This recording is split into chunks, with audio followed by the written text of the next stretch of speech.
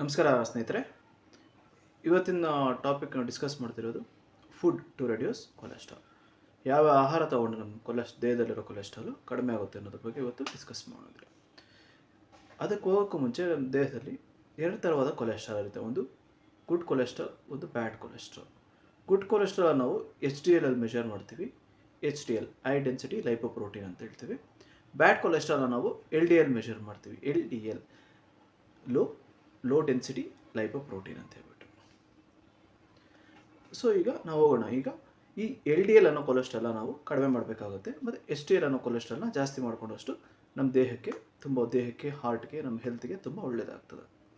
So ಈಗ ಈ cholesterol reduce ಮಾಡೋದು, ಬ್ಯಾಡ್ ಕೊಲೆಸ್ಟ್ರಾಲ್ ರಿಡ್ಯೂಸ್ ಮಾಡುವಂಥ ಆಹಾರಗಳು ಯಾವುದಾದ್ರು ಅಂತ ಹೇಳಿದ್ರೆ, ಒಂದು ಎಗ್ ಪ್ಲ್ಯಾಂಟ್ ಅಂತ ಗೊತ್ತಿರುತ್ತಲ್ವ, ಅದರಲ್ಲಿ ಹೈ ಫೈಬರ್ ಕಂಟೆಂಟ್ ಇರುತ್ತೆ. ಸೊ ಹೈ ಫೈಬರ್ ಕಂಟೆಂಟ್ ಇರೋದ್ರಿಂದ ಅದು ನಮ್ಮ ದೇಹದಲ್ಲಿರೋ ಕೊಲೆಸ್ಟ್ರಾಲ್ನ ಕಡಿಮೆ ಮಾಡುತ್ತೆ. ಮತ್ತು ಈ ಕೊಲೆಸ್ಟ್ರಾಲ್ ಕಡಿಮೆ ಆಗೋದ್ರಿಂದ ಸ್ಟ್ರೋಕ್ ಬರೋದು ಕಡಿಮೆ ಆಗುತ್ತೆ, ತೂಕ ಕಡಿಮೆ ಆಗುತ್ತೆ, ದೇಹದ ತೂಕ ಕಡಿಮೆ ಆಗುತ್ತೆ, ಹಾರ್ಟ್ ಡಿಸೀಸಸ್ ಕಡಿಮೆ ಆಗುತ್ತೆ, ಮತ್ತು ಡಯಾಬಿಟಿಸ್ ಬರುವಂಥದ್ದು ಕೂಡ ಕಡಿಮೆ ಆಗುತ್ತೆ, ಸಕ್ಕರೆ ಕಾಯಿಲೆ. ನೆಕ್ಸ್ಟ್ ಬೆಂಡೆಕಾಯಿ. ಸೊ ಈ ಬೆಂಡೆಕಾಯಲ್ಲಿ ಒಂದು ಜೆಲ್ ಇರುತ್ತೆ, ಅದನ್ನು ಮ್ಯುಸಿಲೇಜ್ ಅಂತ ಕರಿತೀವಿ. ಸೊ ಈ ಮ್ಯುಸಿಲೇಜ್ ಏನು ಮಾಡುತ್ತೆ ಅಂತ ಹೇಳಿದ್ರೆ, ಕೊಲೆಸ್ಟ್ರಾಲ್, ಆಹಾರದಲ್ಲಿರುವಂಥ ಕೊಲೆಸ್ಟ್ರಾಲ್ಗೆ ಬೈಂಡ್ ಆಗುತ್ತೆ. ಡೈಜೆಷನ್ ಆಗಬೇಕಾದ್ರೇ ಅದ್ರ ಜೊತೆ ಬೈಂಡ್ ಆಗಿಬಿಟ್ಟು ಅದನ್ನು ಎಕ್ಸ್ಕ್ರಿಷನ್ ಆಗಿ ತೊಗೊಂಡೋಗ್ಬಿಡುತ್ತೆ, ಅದ್ರ ಜೊತೆನೇ ಆಚೆಗಡೆ ತೊಗೊಂಬರುತ್ತೆ.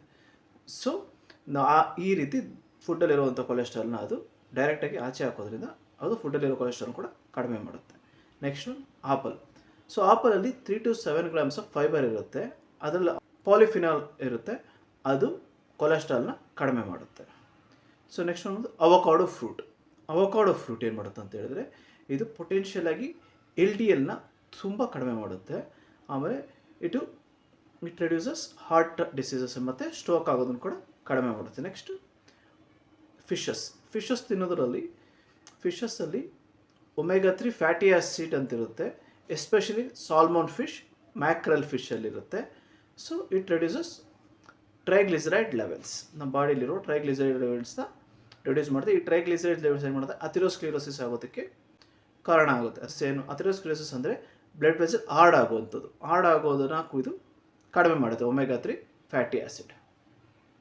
Next one oats. ಈ ಓಟ್ಸ್ ತಿನ್ನೋದ್ರಿಂದ ಓಟ್ಸ್ ಕೂಡ ಕೊಲೆಸ್ಟ್ರಾಲ್ನ ಕಡಿಮೆ ಮಾಡುತ್ತೆ. ಇದು ವಿತಿನ್ 4 weeks ಒಳಗಡೆ ಇದು ಬ್ಯಾಡ್ ಕೊಲೆಸ್ಟ್ರಾಲ್ನ ಕಡಿಮೆ ಮಾಡುತ್ತೆ oats. Next barley it is rich source of vitamins, minerals ಮತ್ತು ಐಡ್ ಫೈಬರ್ಸ್ ಕಂಟೆಂಟ್ ಇರೋದ್ರಿಂದ ಇದು ಕೂಡ LDL ಲೆವೆಲ್ನ ಕಡಿಮೆ ಮಾಡುತ್ತೆ. ಸೊ ಈ ಬಾರ್ಲಿನಲ್ಲಿ ಬೀಟಾ ಗ್ಲೂಕ್ಯಾನ್ ಅಂತ ಹೇಳ್ಬಿಟ್ಟು ಇರುತ್ತೆ.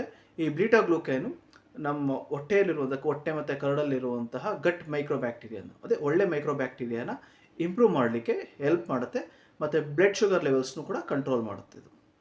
Next nuts. ಈ ಬಾದಾಮಿ, ಪಿಸ್ತಾ, ಗೋಡಂಬಿ ಇವೆಲ್ಲ ತಿನ್ನುವಂಥದ್ದು ಅನ್ಸ್ಯಾಚುರೇಟೆಡ್ ಫ್ಯಾಟಿ ಆಸಿಡ್ಸ್ ಜಾಸ್ತಿ ಇರುತ್ತೆ. ಇದು LDL ಲೆವೆಲ್ನ ಕಡಿಮೆ ಮಾಡುತ್ತೆ. ಆಮೇಲೆ ಇದು ರಿಚ್ ಸೋರ್ಸ್ ಆಫ್ ಫೈಬರ್ಸ್ ಆಗಿರೋದ್ರಿಂದ ಇದು ಕೊಲೆಸ್ಟ್ರಾಲ್ ಅಬ್ಸಾರ್ಪ್ಷನ್ ಕೂಡ ಕಡಿಮೆ ಮಾಡುತ್ತೆ. ನೆಕ್ಸ್ಟ್ ಸೋಯಾ ನಿಮಗೆಲ್ಲ ಗೊತ್ತಿರುತ್ತಲ್ವ, ಸೋಯಾ ಎಲ್ಲ ಪಲಾವಲ್ಲೆಲ್ಲ ಹಾಕ್ತಾರೆ. ಈ ಸೋಯಾ ಬೀನ್ಸು ಯಾವ್ಯಾವ ರೀತಿನಲ್ಲಿ ಸಿಗುತ್ತೆ, ಸೋಯಾ ಬೀನ್ಸಲ್ಲಿರುತ್ತೆ ಟೋಫು, ಪನ್ನೀರ್ ಅಂತ ಹೇಳ್ತೀವಲ್ಲ, ಸೋಯಾ ಪನ್ನೀರ್ ಅದು, ಮತ್ತು ಸೋಯಾ ಮಿಲ್ಕಲ್ಲಿ ಸಿಗುತ್ತೆ. ಸೊ ಇದನ್ನು ತಗೊಳ್ಳೋದ್ರಿಂದ ನಮ್ಮ ದೇಹದಲ್ಲಿ LDL ಲೆವೆಲ್ನ ಕಡಿಮೆ ಮಾಡ್ಬೋದು, ಮತ್ತು it is good for health, to increase our heart health also ಇದು ಹೆಲ್ಪ್ ಮಾಡುತ್ತೆ. Next dark chocolate. ಸೊ ನಾವು ರೆಗ್ಯುಲರಾಗಿ ತಿನ್ನೋ ಚಾಕ್ಲೇಟ್ ಎಲ್ಲ original dark chocolates. So dark chocolate content ಜಾಸ್ತಿ ಇರುತ್ತೆ, ಇದು ಮಿನಿಮಮ್ 70% ಇರಬೇಕು ಅಟ್ಲೀಸ್ಟು. ಈ 70% ಇರುವಂಥ ಚಾಕ್ಲೇಟ್ ತಿಂದರೆ ಸೊ ಕೊಲೆಸ್ಟ್ರಾಲ್ ಲೆವೆಲ್ ಕಡಿಮೆ ಮಾಡುತ್ತೆ, BP ಕಡಿಮೆ ಮಾಡುತ್ತೆ, HDL ನಮ್ಮ ಗುಡ್ ಕೊಲೆಸ್ಟ್ರಾಲ್ ಲೆವೆಲ್ ಕೂಡ ಇದು ಡಾರ್ಕ್ ಚಾಕ್ಲೇಟ್ ಇನ್ಕ್ರೀಸ್ ಮಾಡುತ್ತೆ. ಈ ಡಾರ್ಕ್ ಚಾಕ್ಲೇಟಲ್ಲಿ ಫ್ಲೇವನಾಯ್ಡ್ಸ್ ಅಂತ ಹೇಳ್ಬಿಟ್ಟು ಕಂಟೆಂಟ್ ಇರುತ್ತೆ. ಈ ಫ್ಲೇವನಾಯ್ಡ್ಸು ಆ್ಯಂಟಿ ಆಕ್ಸಿಡೆಂಟ್ಸ್ ಮತ್ತು ಆ್ಯಂಟಿ ಇನ್ಫ್ಲಮೇಟರಿ ಆಗಿ ಕೂಡ ಹೆಲ್ಪ್ ಮಾಡುತ್ತೆ. ಸೊ ಇದೇನು ಮಾಡುತ್ತೆ, ನಮ್ಮ ದೇಹದಲ್ಲಿರುವಂಥ ಕೆಟ್ಟ ಅಂಶನ ತೆಗೆಯೋದ್ರಲ್ಲಿ ಈ ಡಾರ್ಕ್ ಚಾಕ್ಲೇಟ್ ತುಂಬ ಹೆಲ್ಪ್ ಮಾಡುತ್ತೆ. ನೆಕ್ಸ್ಟು ಗಾರ್ಲಿಕ್ಕು ನಮ್ಮ ಬಾಡಿ ಕೊಲೆಸ್ಟ್ರಾಲ್ ಲೆವೆಲ್ನ ರೆಗ್ಯುಲೇಟ್ ಮಾಡುತ್ತೆ. ಇದನ್ನು ತೊಗೊಳೋದ್ರಿಂದ ನಮ್ಮ ದೇಹದಲ್ಲಿರೋ ಕೊಲೆಸ್ಟ್ರಾಲ್ ಲೆವೆಲ್ ಕೂಡ ಕಡಿಮೆ ಆಗುತ್ತೆ. ನೆಕ್ಸ್ಟ್ ಗ್ರೀನ್ ಟೀ ಕುಡಿಯೋದ್ರಿಂದ ಇದು ಆ್ಯಂಟಿ ಆಕ್ಸಿಡೆಂಟ್ಸ್ ಕಾಲ್ಡ್ ಕೆಥಲಿನ್ಸ್ ಅಂತ ಇರುತ್ತೆ. It's reduces LDL level without lowering the HDL level. So ಇದು ಬ್ಯಾಡ್ ಕೊಲೆಸ್ಟ್ರಾಲ್ನ ಕಡಿಮೆ ಮಾಡುತ್ತೆ, ಮತ್ತು ಗುಡ್ ಕೊಲೆಸ್ಟ್ರಾಲ್ನ ಸ್ವಲ್ಪ ಜಾಸ್ತಿ ಮಾಡುತ್ತೆ ಗ್ರೀನ್ ಟೀ ಕುಡಿಯೋದ್ರಿಂದ ರೆಗ್ಯುಲರ್. ನೆಕ್ಸ್ಟ್ ಒನ್ ಬಂದ್ಬಿಟ್ಟು ಎಕ್ಸ್ಟ್ರಾ ವರ್ಜಿನ್ ಆಲಿವ್ ಆಯಿಲ್. ಇದರಲ್ಲಿ ಮೊನೋಸ್ಯಾಚುರೇಟೆಡ್ ಫ್ಯಾಟಿ ಆ್ಯಸಿಡ್ಸ್ ಇರುತ್ತೆ. ಮೊನೋಸ್ಯಾಚುರೇಟೆಡ್ ಫ್ಯಾಟ್ ಇರುತ್ತೆ. ಇದು decreases LDL level and it also contains anti accident and anti inflammatory property ಇರುತ್ತೆ ಆಲಿವ್ ಆಯಿಲ್ ಕೂಡ. ಸೊ ಇದನ್ನು ತಗೊಳ್ಳೋದ್ರಿಂದ ಕೂಡ ನಮ್ಮ ದೇಹದಲ್ಲಿರುವಂಥ ಕೆಟ್ಟ ಅಂಶಗಳನ್ನ ಆಚೆ ಹಾಕೋದ್ರಲ್ಲೂ ಕೂಡ ಇದು ಆಲಿವ್ ಆಯಿಲ್ ಹೆಲ್ಪ್ ಮಾಡುತ್ತೆ. ಎಕ್ಸ್ಟ್ರಾ ವರ್ಜಿನ್ ಆಲಿವ್ ಆಯಿಲ್ ಅಂತ ಹೇಳ್ಬಿಟ್ಟು.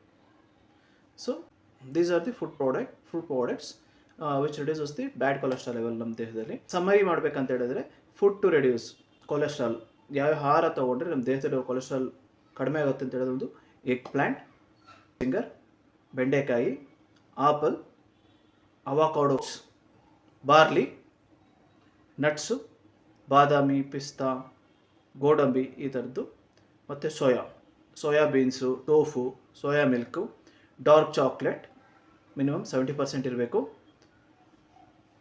ಗಾರ್ಲಿಕ್, ಬೆಳ್ಳುಳ್ಳಿ, ಗ್ರೀನ್ ಟೀ ಕುಡಿಯೋದ್ರಿಂದ, ಎಕ್ಸ್ಟ್ರಾ ವರ್ಜಿನ್ ಆಲಿವ್ ಆಯಿಲ್, ಈ ಥರ ಫುಡ್ ತಗೊಳ್ಳೋದ್ರಿಂದ ನಮ್ಮ ದೇಹದಲ್ಲಿರುವಂಥ ಕೊಲೆಸ್ಟ್ರಾಲ್ ಲೆವೆಲ್ ಕಡಿಮೆ ಆಗುತ್ತೆ. ಸೊ ಹೋಪ್ ಈ ವಿಡಿಯೋ ನಿಮ್ಗೆ ಇಷ್ಟ ಆಗಿದೆ ಅಂತ ಅಂದ್ಕೊತೀನಿ. ದಯವಿಟ್ಟು ಲೈಕ್ ಮಾಡಿ, ಶೇರ್ ಮಾಡಿ, ಸಬ್ಸ್ಕ್ರೈಬ್ ಮಾಡಿ. Thank you.